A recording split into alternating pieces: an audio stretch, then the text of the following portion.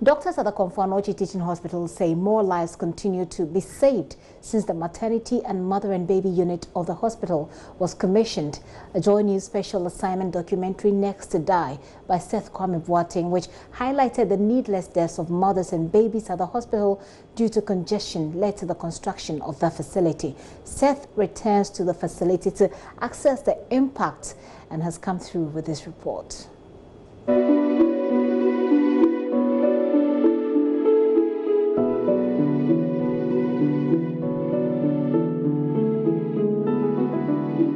Death is inevitable, but some, especially maternal deaths, are totally preventable.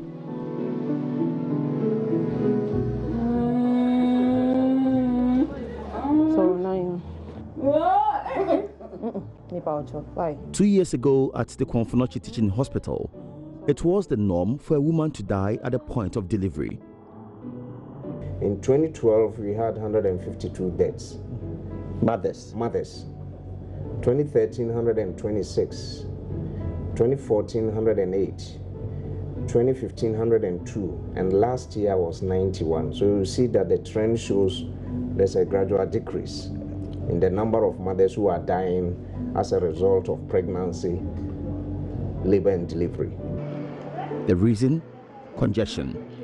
Because they were in the queue for long, some of them even delivered on the floor at the blind side of doctors and midwives. And then we had complications like ruptured uterus, because it's like unsupervised labor. And these are the challenges. That's not all. With only one functioning theater as at February 2017, pregnant women in need of urgent cesarean sections were forced to join the queue. This place is very busy. At times we can have like 10, 12 cases waiting to be done. Waiting? Yes, waiting. Meaning they're in a queue? Yes, they are in a queue. So we sort them out. So we do the more urgent one first. That's how we do. So we sort the cases out. And at times you can have 2 or 3 emergency cases that you need to sort them out at the same time, and it creates a lot of problems. So what do you do? When it comes to that, you prioritize them. So you choose the one that is more urgent and then you do it. All that these women required to stay alive and take care of their families was a facility spacious enough to cater for their maternal needs. Construction of this 1,000-bed facility, which began 44 years ago, is yet to be completed.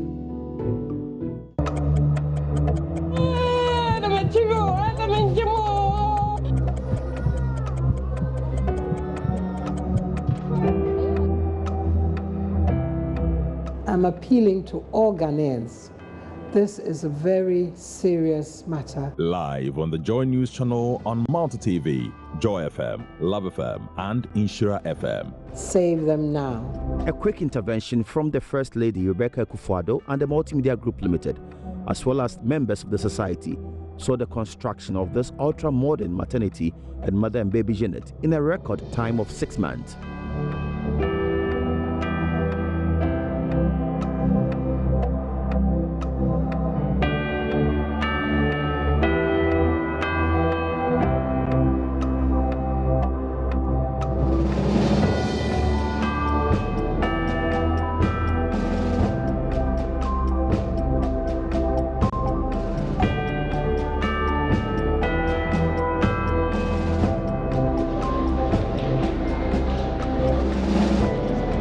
It's 2 years since the facility was commissioned, and the impact has been phenomenal.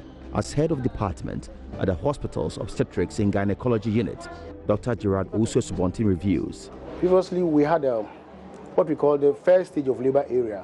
We had 8 beds, and now we have 17. So there's enough space that when women come in labor, we can be seen quickly. They don't have to queue. And previously, we had only 2 recovery area beds. Recovery area means when they've been operated upon, we need to monitor them. And if we have only 2 beds, as soon as 2 people are there and they've not been sent to the ward, everything gets choked. Then those who are operated have to be kept at the corridors. And the corridor could take about maximum 2. Now we have 9. So what means that as long as we operate upon them, they are able to be sent to the recovery room, so we don't have to wait. More lives are being saved now, thanks to the 3 surgical theatres available in the facility, a clear departure from the past, where only 1 theatre was functioning. At one of these theatres, doctors here are doing their best to save the life of this woman in labor. She's unable to have a normal vaginal birth, so the medical team is compelled to cut her open and pull the baby out.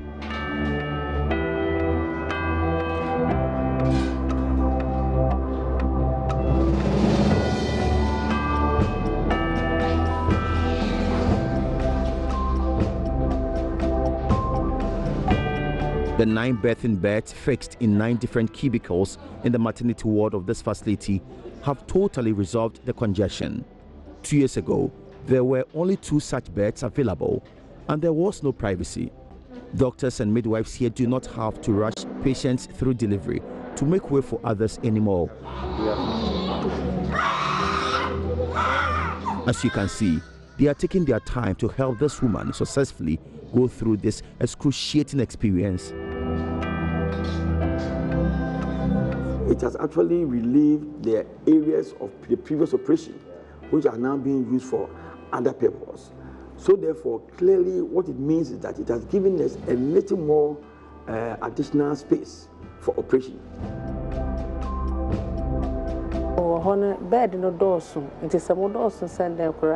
Beds are many at the new maternity ward, but that is not where you stay after delivery.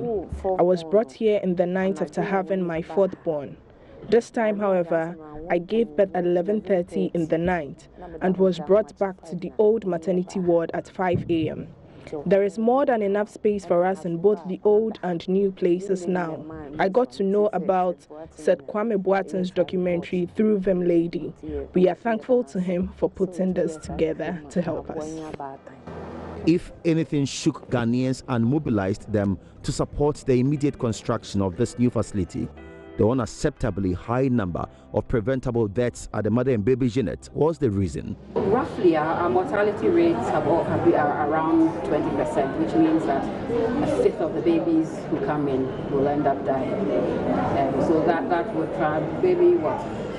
You know, on a bad day, we can lose 6-7 babies. We've had days when we've lost as many as 10 in a day. But, you know, very often I'd say 3 or 4 a day.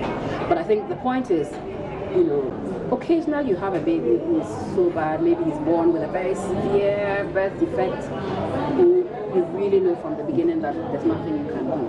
But very often you know that there are babies who could have done something if, you know, you had everything that it took to be able to.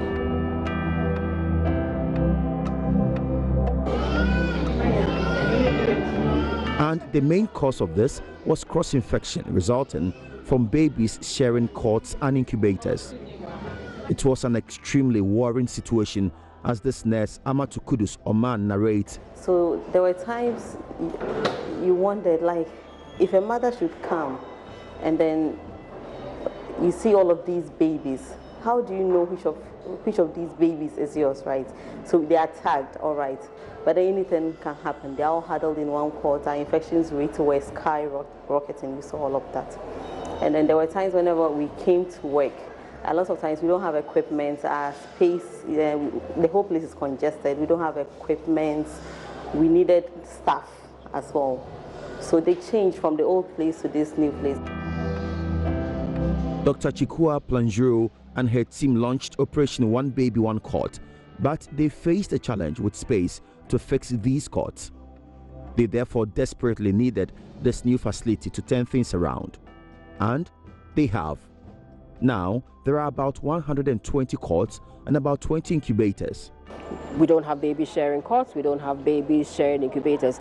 If you see an incubator with 2 babies in it, then they are twins, or, you know, then they are twins. But we no longer have, even though sometimes we've come close to it, because sometimes there were just so many babies coming, and we felt we just didn't know where to put the new baby, and then somebody will say, let's share.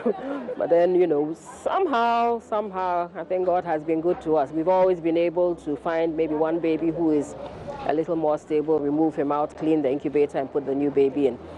So since we came here, generally, we have not had to pair babies in cots. Yeah.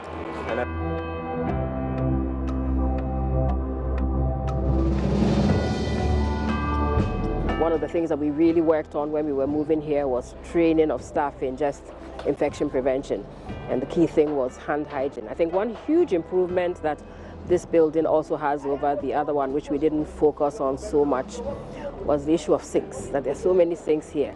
And so it made hand washing much better. I think more people were washing their hands, and because it's one thing to have to, but even if the baby is in a cot by himself and then you touch him, and then you go and touch another baby, then we transmit the infection.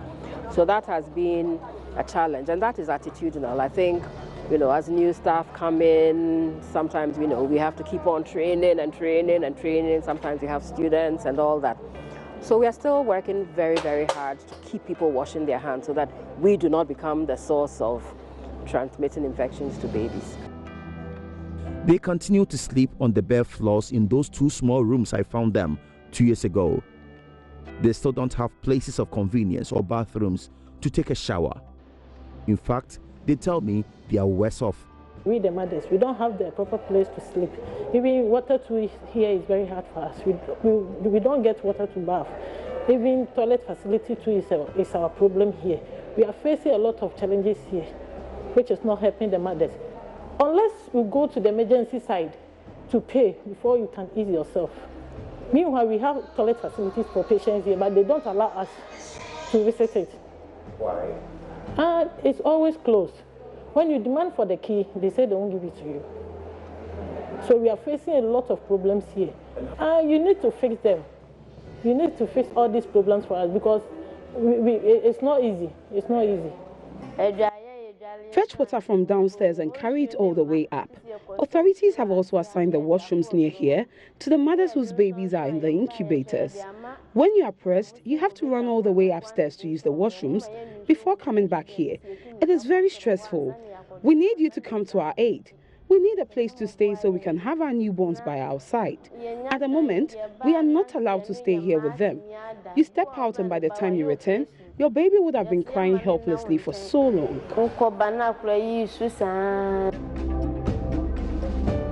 As President Akufo-Addo prepares to cut short for work to start on the almost 46-year-old abandoned maternity and child health center, many of these nursing mothers are praying that their cry is heard by benevolent donors to make life at the hospital comfortable for them. This is Seth Kwame Boateng from JoyNews.